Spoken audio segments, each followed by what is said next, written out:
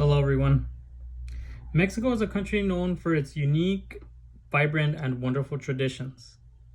Many of its people have a deep belief that the departed souls are reunited with their families once a year. The dead are to be honored and celebrated instead of mourning. In an article published on October 29, 2020 by the Better Place Forest, quotes that during the festivities, the living gathers to pay their respects, find closure, and honor those that have touched their lives. It may sound sad, and moments can be, but Dia de los Muertos is a celebration filled with customs, rituals, and memories. This beautiful commemoration gives the living another day with their beloved and grants the dead another day on earth. Hi everyone, my name is Jesus, and today I'd like to talk to you guys about a research I did on Mexican holiday Dia de los Muertos, which is a 2-day event that is celebrated on the 1st and 2nd of November. The event celebrates the life of those who have passed on. But more specifically, I want to talk to you guys about its history, significance, traditions, and beliefs that are shared during the holiday. But first, I'd like to talk about how its origins came to be and the history behind Dia de los Muertos. During the 16th century, the Spanish conquered the Aztec Empire. Both cultures had shared a deep belief in the afterlife. The native Aztecs had a festival in honor of their goddess Met-Tecatzihuatl, who they believed was the goddess of death.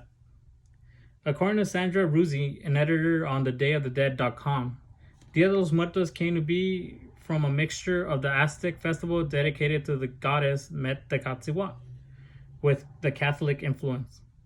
Met-Tecatzihuatl is the Lady of the Dead, and it is said that she watches over the bones of the dead and swallows the stars during the day. The Roman Catholic Church around this time also celebrated the dead on the 1st and 2nd of November. They commemorated and honored the souls of the saints and the loved ones that had passed on. Through the years after the conquest of the Aztec Empire, many of the Aztec natives began converting to Catholicism. This is due to the more advanced and superior society of the Spanish.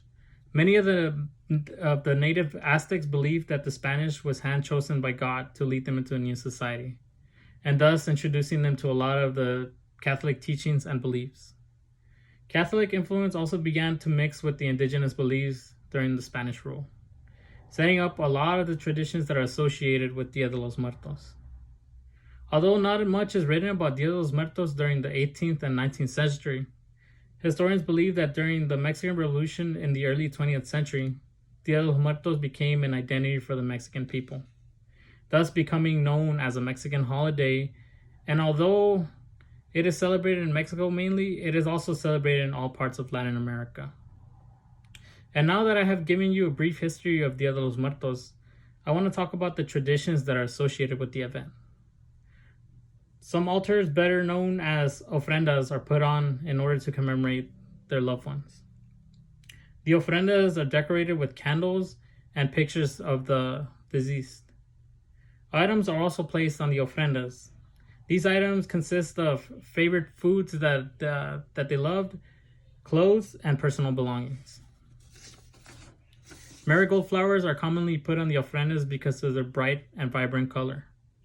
Calaveras, which are skulls in Spanish, are also a staple when it comes to decorations of Dia de los Muertos. La Calavera Catrina is often associated with this event. In an article on Yahoo Life, Vivian Nunez, an editor on the website, reports that, according to urban legend, La Catrina's roots came from Aztec death goddess Met-Tecatzihuatl.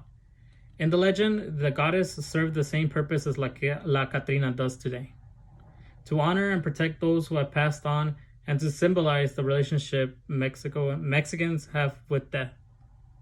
It is also a common tradition that people paint their face with designs that resemble a calavera, which is a skull. And now that I have talked about the history and traditions, I want to talk about the beliefs that people share during this holiday. During the 2-day event, it is believed that the souls of the dead are allowed to reunite with their loved ones on earth. The gates of heaven are open during this time, and thus the souls join in on the festivities. The souls are believed to be guided by the ofrendas and the marigold flowers. Once the event is over, it is believed that the souls of the dead return to heaven by crossing a bridge that connects between earth and heaven.